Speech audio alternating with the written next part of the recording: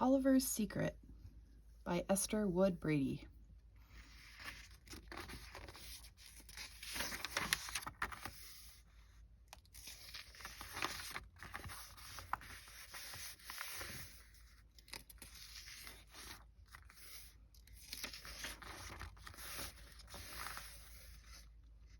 Chapter 1.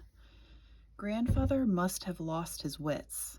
Ellen was sure her grandfather had lost his wits when she saw him slip into the dark kitchen and lock the door with a big key. Without giving his usual cheery greeting, he tiptoed to the window and pinned the heavy curtains together with a knitting needle. "Don't want anyone peeping in this morning," he said to Ellen's mother, who was making bread on a table by the fireplace. Lights from a small fire on the hearth darted about the big old kitchen. From the dark corner where she sat brushing her hair, Ellen could see light glimmering on a tiny silver box he carried in his hand. "Is the loaf ready now?" Grandfather whispered to her mother. Mother's white cap fluttered up and down, but she did not speak. Very carefully she patted and shaped a small round loaf of bread. "Well, then, let us go ahead," Grandfather said as he gingerly placed the silver box on top of the lump of dough. Ellen stared at the little box. It was his favorite silver snuff box. She was too surprised to speak when she saw him press the snuff box into the dough, smooth over the hole that he had made, and dust off his hands. His round face had a wide, impish smile. "No one will find it there," he said gleefully. He stepped back and cocked his head to one side. "Bake it crisp and brown, Abby, with a good strong crust. It has a long way to travel." "You're quite sure no one will find it, Father?" Mother sounded frightened. "Now, don't worry, Abby. No one will find it." He patted her shoulder and gave her a kiss. Ellen saw that he was wearing the white wig with the turned-up tail that he always wore when he went to the tavern. Underneath his blue wool coat, he wore a long waistcoat with brass buttons down the front. He was short and stout, and the buttons marched down his waistcoat in an outward curve. He never wore these clothes when he worked in his barber shop. Ellen was so puzzled she had to speak up. "Whatever are you planning to do, Grandfather?" Quickly, her grandfather spun around and peered into the deep shadows of the old kitchen. He gave a sharp cry that made her jump up. "I thought you had gone to the corner pump, Ellie." Ellen curtsied. "I was just about to make the bed, but I'll leave now, Grandfather." She picked up her red cloak and pulled the hood over her long brown hair. Grandfather stepped across the room and grasped her by the shoulders.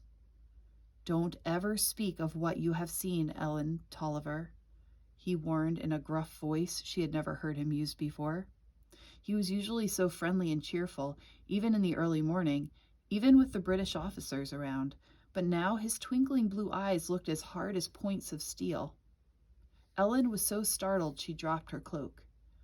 "But I was just wondering—" "Stop. You are no longer a babbling child," he said sharply. "About this you must never talk. Do you hear, Ellen Toliver?" Ellen nodded. Grandfather wasn't acting like himself at all. Suddenly, with his usual cheerful smile, he bent down and hugged her to his side. From under his wig, she could see some of his sandy red hair peep out around his forehead. "I must have alarmed you, Ellie, and I am sorry," he said as he kissed her cheek. "But this is something of concern to me, very great concern, and only your mother knows about it, no one else. But now that the three of us know, the three of us must keep it secret." Ellen nodded. She wasn't sure just what the secret was, but she certainly would not talk about it. "Shh." Mother took off her white cap and pushed back a curl that fell across her forehead, leaving a smudge of flour on her brown hair. She cocked her head and listened for a noise upstairs. "Shh, no telling who might be awake up there." In the bedrooms upstairs lived 6 British officers who had moved into Grandfather's house when the Redcoats took New York 3 months ago. Ellen disliked those officers, always sniffing snuff up their proud noses and sneezing daintily into white kerchiefs when they weren't striding about giving orders. She hated the way they ordered Mother to bring tea and biscuits to them every morning, but still, they were the masters of the house now. Ellen and her mother curtsied whenever they saw them and stepped out of their way politely. "Just pay those redcoats no mind," her grandfather had told them. Sometimes in the evenings he would mimic them. He'd take a pinch of snuff from his snuff box, and with his little finger crooked, he would put it on the back of his hand and sniff. Then he'd sneeze and sneeze. He'd put his nose in the air very haughtily and dance about the room, flipping up the tails of his coat.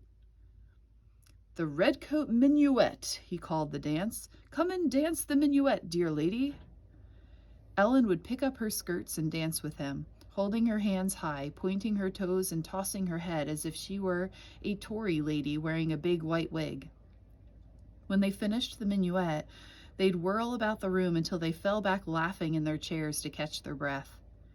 It was fun to do silly things with Grandfather. Ellen's father had never played like this. He had been very serious. Sometimes Mother would dance too, pretending a wooden spoon was an ivory fan. It was good to see her laugh after all these months of worry. Now, in the early morning half-light, Mother pointed up to the ceiling. "Be very quiet," she warned. "Someone may be awake up there and hear us talk about the bread. We must be very cautious." They stood still and listened. Ellen shivered at the sound of the wind howling over the rooftops, but she heard no stirring of the redcoats upstairs. "Lazy lobsterbacks," grumbled Grandfather. "There's still a bed up there. They spend their evenings in the taverns and sleep until noon." Grandfather always got up early, and he thought everyone else should too. For years and years, Grandfather Van Horn had been a barber and a wig maker in the town of New York. Nowadays, his shop in the front part of the house was filled with British officers who came to have him shave their chins or powder their hair or dress their white wigs. The British officers liked the cheerful little Dutchman. Ellen watched her grandfather take the wooden bucket from the hearth and look inside. She knew well enough what he would say. "What a lug-a-bed you are, Ellen! You haven't gone out to the pump yet?" She picked up her red cloak from the floor. "It's because—" "Don't like snowy mornings, eh?" he teased her. "I may be a stubborn Dutchman, but you know I like the bucket full of water first thing in the morning. Sometimes you're so late I can't wash my face until 7 o'clock. "I'll save water for you to wash your face, Father," Mother said hastily. "Ellen is just slow to get started in the mornings. I know how she feels." "Slow!" cried Grandfather. "She's like a turtle. It seems to take her an hour to come back from the pump. I used to buy water from the drayman, but I thought it was good for Ellen to go out. She stays indoors too much." Mother's eyes were anxious. Her face was so thin now it made her eyes look huge. "I hope you'll excuse her, Father," she began slowly as she tightened the knot of brown hair at her neck. "She's not used to this town yet, living quiet as we always did in our little village. We've been here scarce a month, and it takes time to get used to different ways." "Nonsense," said Grandfather. He poured the last of the water into a mug and handed the bucket to Ellen. Perhaps she should tell him why she was late every day. She knew he would think it was not very important, but it was important. To her it was. "I'm late because of that tough Dicey at the pump," she said. "What's a Dicey?" asked Grandfather. "Dicey's a girl. Everyone is afraid of her. She says she's going to wring my neck, and I think she means it too." "Is that the way she talks to you, Ellen?" Mother asked. Whenever Ellen thought of Dicey, she could almost hear her rowdy laughter. It gave her a hollow feeling in the pit of her stomach. "She screams at me, and I have to go to another pump farther away." "Fiddlesticks," said Grandfather. "Just stand up for yourself, Ellen. That's what I did when I was a boy and small for my age." Ellen doubted she could stand up for herself when Dicey went blustering about like a tough butcher boy. "Ellen's not a boy," Mother said quietly. "She can't roister about like a boy." "Oh, double fiddlesticks," said Grandfather impatiently. "She could talk back to that little girl at the pump." "Dicey's not a little girl," Ellen protested. "She's bigger than I am, and she's mean." "Talk back to her anyway, Ellen," Grandfather urged her. "Don't be so meek and mild." Mother seldom spoke sharply to anyone, but now she folded her arms and looked at Grandfather. Her father wanted Ellen to be ladylike, she said. You remember my husband was a schoolmaster, college educated.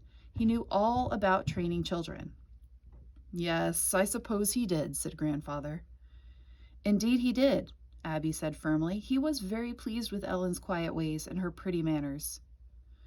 Grandfather looked puzzled as he watched her put the loaf of bread on a long-handled shovel. It was plain to see that he didn't understand his daughter. She looked so much like him, and yet they were so different. Well, Abby, he said, your husband was a good man, a very good man indeed. But, he reminded her, Ellen can have pretty manners and still be bold when she needs to be. She can learn to stand up for herself.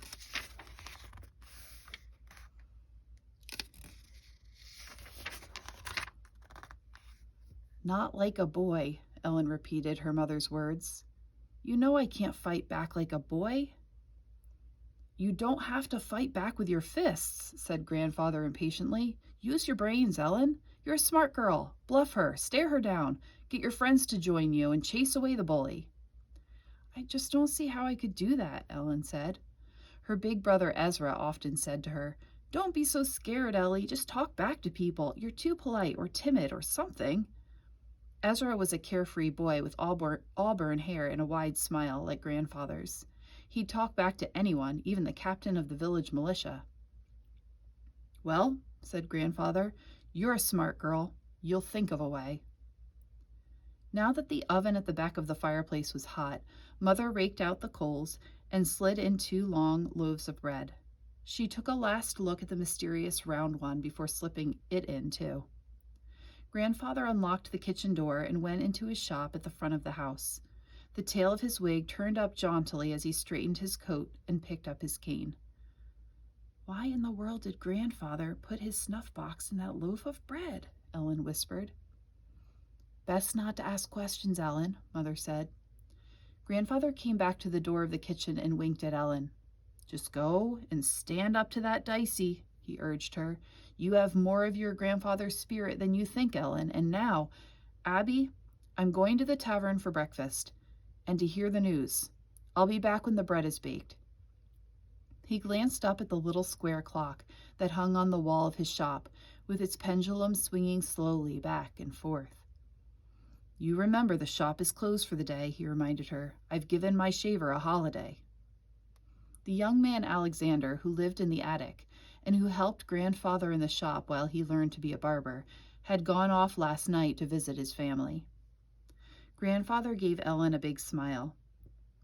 That girl Dicey sounds like a bully, he said. She'll back down if you just stand up for yourself. Ellen wasn't so sure of that. It may have been true when Grandfather was a boy, but she knew it wouldn't work now with a tough girl like Dicey.